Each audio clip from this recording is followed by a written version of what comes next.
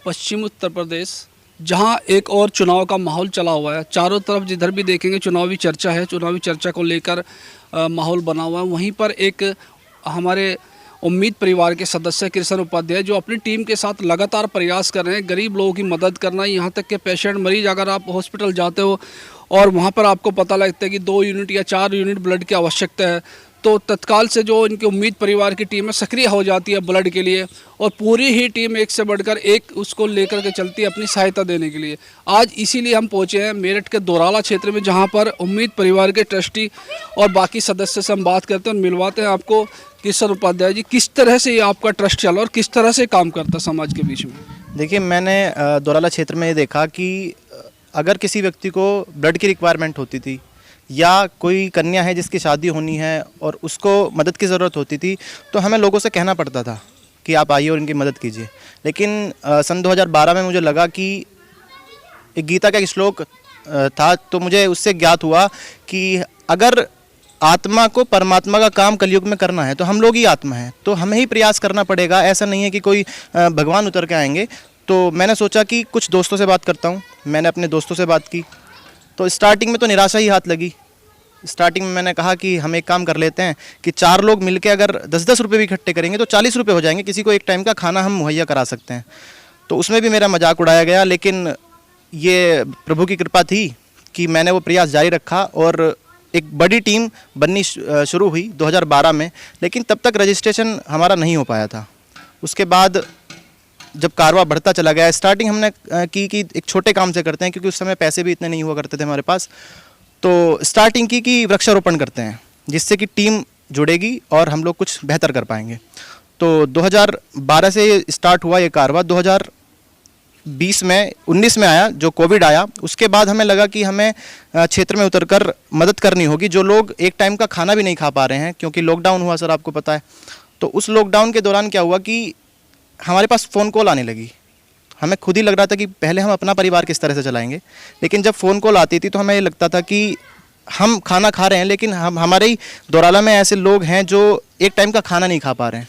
तो मुझे लगा कि एक प्रयास करके देखते हैं। पता नहीं, एक और कोविड को लेकर संयम बना हुआ था, जहां सभी परिवार के सदस्य अपने अपने परिवार को सुरक्षित चाहते थे, और हमने अक्सर आपको देखा सेवा करते हुए देखा, गरीब बच्चों की मदद करते हुए देखा। क्या कभी परिवार से ऐसा नहीं लगा कि कोविड चल रहा है, अपने आप को सुरक्षित रखा जाए, या ये प्रेरणा थी कि आम लोगों की या गरीब लोगों की मदद करनी है? कहाँ से ये सब कुछ प्रेरणा मिली आपको और किस तरह से आपने सबको मैनेज किया? देखिए, जिंदगी तो जितनी भगवान ने लिखी हुई है उतनी ही होगी, ना तो उससे 1 मिनट ज़्यादा होगी और ना उससे 1 मिनट कम होगी।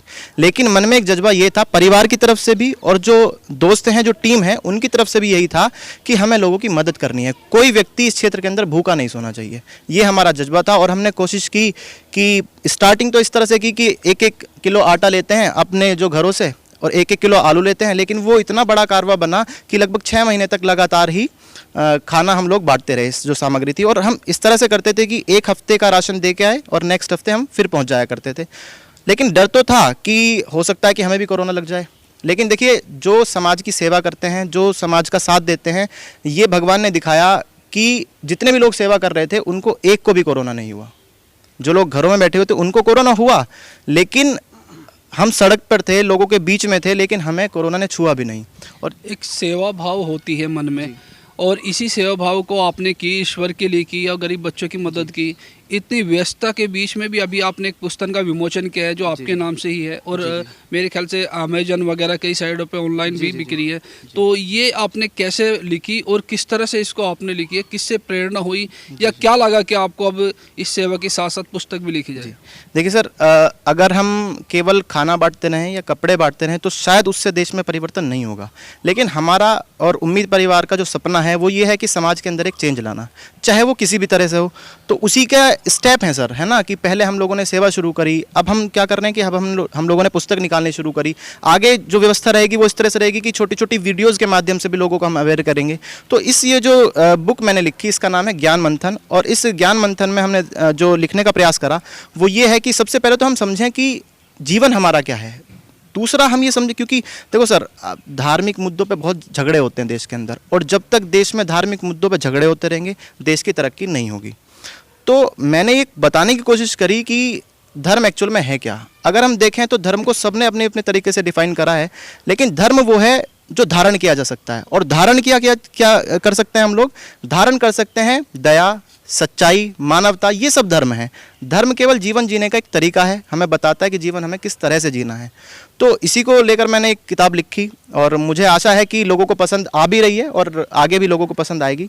और इस तरह का प्रयास उम्मीद परिवार हर दिन करता है सर, चाहे वो बुक के माध्यम से हो, चाहे वो घर घर जाके समझाना हो। और सर मैं आपको एक और चीज़ बताऊं कि अभी हम लोगों ने एक नया कैंपेन स्टार्ट करने का सोचा है, और वो एक ऐसा कैंपेन है कि शायद उस मुद्दे पे लोग बात करने से भी घबराते हैं। एक ना सर मतलब थोड़ा सा शर्म लोग यहाँ पे महसूस करते हैं, लेकिन वो मुद्दा है यूट्रस कैंसर, गर्भाशय का जो कैंसर होता है। इस समय देश के अंदर बहुत भयानक स्थिति में ये कैंसर है, और इस पे अगर इसका केवल एक ही इलाज है सर, अगर ये हो जाता है तो उसके बाद यूट्रस को निकालना ही इसका एक रास्ता है। लेकिन अगर इसमें पहले जागरूकता हो तो इससे बचा जा सकता है। तो उसी को लेकर हम लोग गांव-गांव, गली-गली जाएंगे और लोगों को अवेयर करेंगे कि इसकी एक वैक्सीन होती है, वो आप वैक्सीनेशन कराएं, या बहुत सारी चीज़ें हैं सर जो हमें कैंपेन में बतानी हैं, जैसे कि जो गंदा कपड़ा इस्तेमाल करते हैं। देखिए इसमें सर बताने से शर्म महसूस नहीं करनी चाहिए, क्योंकि एक हमारे जीवन का हिस्सा है, तो लोगों तक पहुंचनी चाहिए ये बातें। तो गलत कपड़ा इस्तेमाल करने से भी यूट्रस कैंसर होता है। तो ये सारी चीज़ें लेके हम समाज के बीच जाएंगे और लोगों को जागरूक करेंगे। ये भी अभी हमने करंट में ही एक नया कैंपेन शुरू करने वाले हैं सर। अब बाकी सदस्य हमारे साथ हैं जो इसमें लगे हुए हैं टीम में। अब कभी आपको लगता है कि कभी भी सेवा भाव के लिए, रात है, दिन है, गर्मी है, बरसात है, कभी ऐसा नहीं लगे कि नहीं यार छोड़ो इसको, कि रोज़ लोग सेवा भाव से देखते हैं, कि लोग फ़ोन करते हैं, कभी ये महसूस नहीं होगा कि अब थक गए, अब नहीं जाएंगे? नहीं सर, हमें कभी ऐसा महसूस नहीं हुआ कि बारिश हो रही है, आंधी है, तूफान है, क्या है। हम कोरोना के टाइम पे भी, लॉकडाउन के टाइम पे जब लोग अंदर अपने घर में बैठे हुए थे, तो ये तो दौरान तो छोड़िए, मोदीपुरम मेरठ तक कि लोगों के फ़ोन आते थे, खाने के लिए बहुत तंगी थी। हम लोगों ने अपना घर परिवार सब कुछ नहीं देखने के बावजूद भी फिर वहाँ पर पहुँचे, राशन प्रोवाइड कराया वहाँ पे। तो इस तरह का हम नहीं सोचा, ना हमारे मन में ये अंदर से आया कि नहीं भाई हमारे ये तक हमको करना है तो करना है।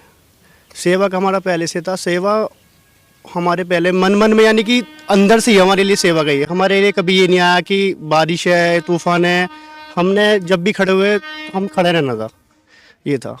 कितने वर्षों से लगातार आपका ब्लड डोनेट का कार्य कर रहे हो और कितने मरीजों को लगा आप देख सकते हैं? जबकि अक्सर ये देखा जाता है कि राजनीतिक माने या प्रेरणा माने, धर्मवाद या जातिवाद से ऊपर उठ के, लेकिन जहाँ ब्लड की से बात आती है वहाँ जातिवाद ना देखकर, धर्म ना देख के केवल ब्लड लिया है। तो उसको आप किस वजह से देखते? सर ब्लड तो हमने कभी ये जातिवाद के ऊपर देखा ही नहीं कि ये हिंदू है, मुसलमान है या कौन है। इस बात से हमें कुछ नहीं सर, हमारा ये था कि हमारे लिए जिस इंसान के लिए ब्लड जा रहा है वो बस सही रहे, जिंदा रहे, जो भी स्थिति वो ठीक ठाक रहे उसका परिवार। ब्लड के लिए हमारे कभी भी ये मन में नहीं आया, ना राजनीतिक मुद्दे के लेके कि हमारा ऐसा। हमें सिर्फ ये था कि सेवा है तो सेवा ही करनी है हमें। ब्लड के लिए हमारे लिए मन में कभी ये नहीं आया कि हिंदू मुस्लिम ये कौन है, जाति बरादरी वाला हमारे अंदर कोई भेदभाव नहीं था।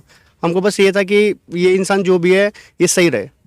उम्मीद परिवार ट्रस्ट है ये, जो भी उम्मीद लेकर के आता है उसकी आशाएं पूरी होती हैं, और इसी के साथ कुछ लड़कियां भी इस ग्रुप से जुड़ी हैं और देखते हैं उनका नज़रिया क्या है। अभी एक कैंपेन चला था प्रियंका गांधी के माध्यम से, लड़की हूँ लड़ सकती हूँ, क्या इसको आप विस्तार से थोड़ा समझा सकते हैं?